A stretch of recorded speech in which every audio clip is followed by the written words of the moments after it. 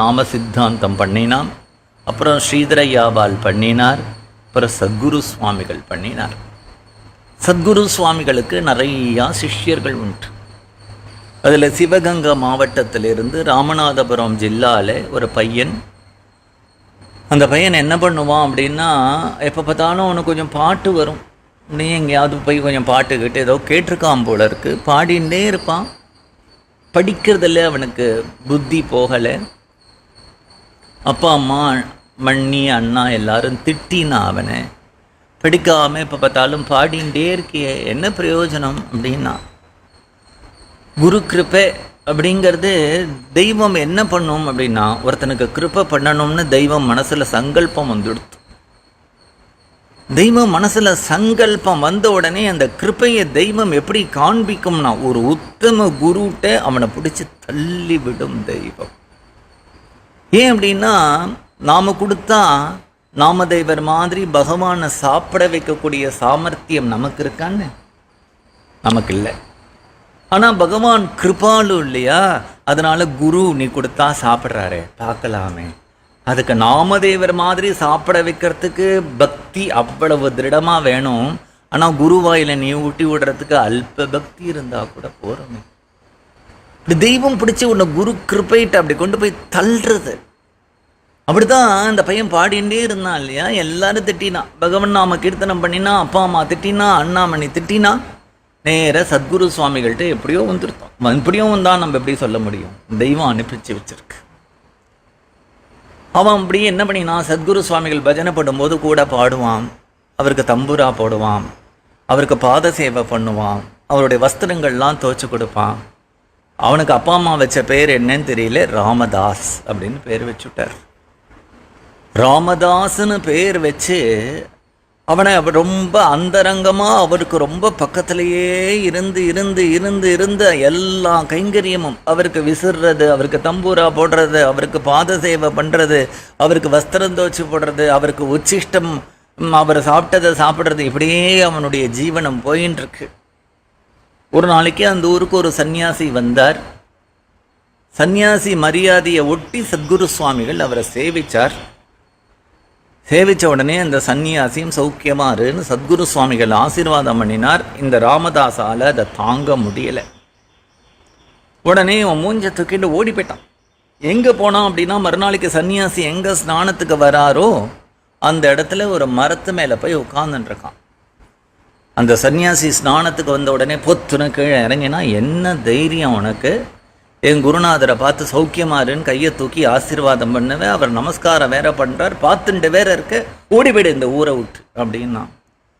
அவரை விரட்டி விட்டுட்டு இவன் என்ன பண்ணான், இவனும் வேற ஊருக்கு ஓடியே போயிட்டான். ஏன்னா இது சத்குரு சுவாமிகளுக்கு தெரிஞ்சதுன்னா தன்னை தொலைச்சு கட்டிடுவார்னு தெரியும் அவனுக்கு. அவரையும் துரத்தி விட்டான், தானும் ஓடி போயிட்டான். எங்கே போனானே தெரியல. அப்புறம் கொஞ்ச நாள் கழித்து மெதுவாக நைஸாக வரான். அவன் அப்பா அம்மா அவனை தேடின்னு இருக்கா. அப்புறம் யாரோ சொல்கிறான், சத்குரு சுவாமிகள்கிட்ட தான் அவர் இருக்கார் அப்படின்னு. உடனே சத்குரு சுவாமிகள் சொல்கிறார், நீ அப்பா அம்மாவோட போ, அப்பா அம்மா ரொம்ப தாபப்படுறா பார் அப்படின்னா. அவன் சொன்னான், நான் போகமாட்டேன் அப்படின்னு. உனக்கு என்ன வேணும் சொல்லு அப்படின்னார். உனக்கு சமாதி சித்திக்கிற மாதிரி அனுகிரகம் பண்ணுறேன். அவன் சொல்கிறான், யார் கேட்டா? அடுத்தது ராம தரிசனம் பண்ணி வைக்கிறேன். யார் கேட்டா? உனக்கு ஞான பக்தி வைராக்கியம் கொடுக்கறே. யார் கேட்டா? சத்குரு சுவாமிகளே குழம்பி போனார். உனக்கு என்னடா வேணும் அப்படின்னார். உங்களுக்கு அது தெரியாது, உங்களுக்கு புரியாது அப்படின்னா. என்ன, எனக்கே தெரியாத ஒரு விஷயம் இருக்கா, எனக்கே புரியாத ஒரு விஷயம் இருக்கா, என்ன சொல்கிறான் அந்த பையன் அப்படின்னார். நம்ம சொன்னால், உங்களுக்குன்னு ஒரு குரு கிடையாது, ராமர் தான் உங்களுக்கு குரு. அதனால அந்த குரு சுশ্ரூஷையில், குருவனுடைய பக்தியில், குரு சேவையில் என்ன சுகம் இருக்குன்னு உங்களுக்கு தெரியாது, எனக்கு தான் அது தெரியும்.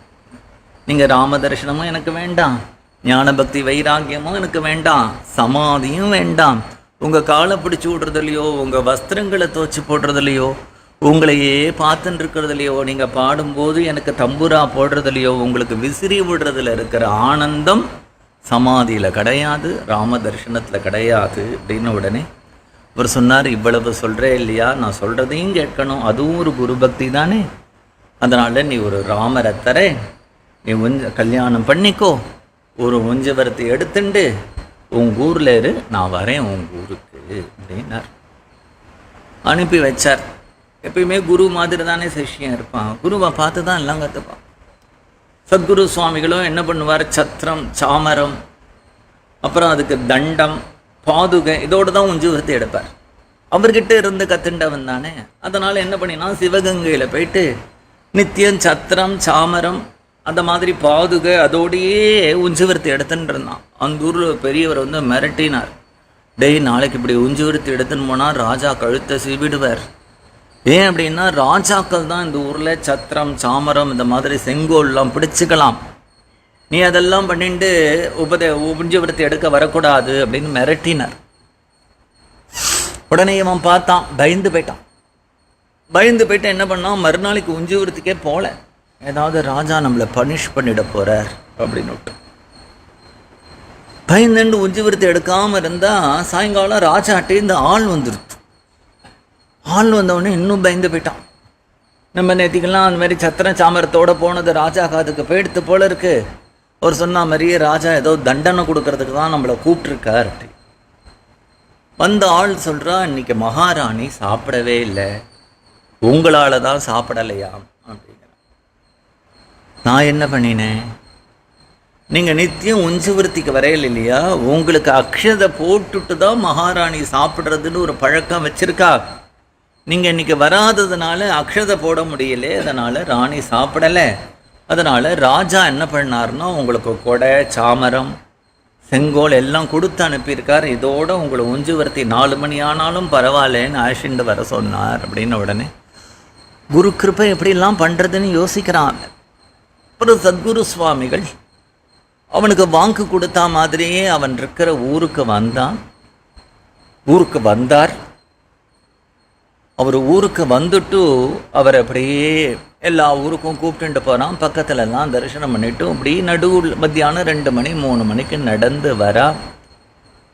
நடந்து வந்த உடனே என்ன ஆச்சு அப்படின்னா, சத்குரு சுவாமிகளுக்கு ரொம்ப தள்ளாமல் முடியல. அவருக்கு ஒரு இடத்துல தாகத்தினால மயக்கம் போட்டு கொஞ்சம் கீழே உட்கார்ந்த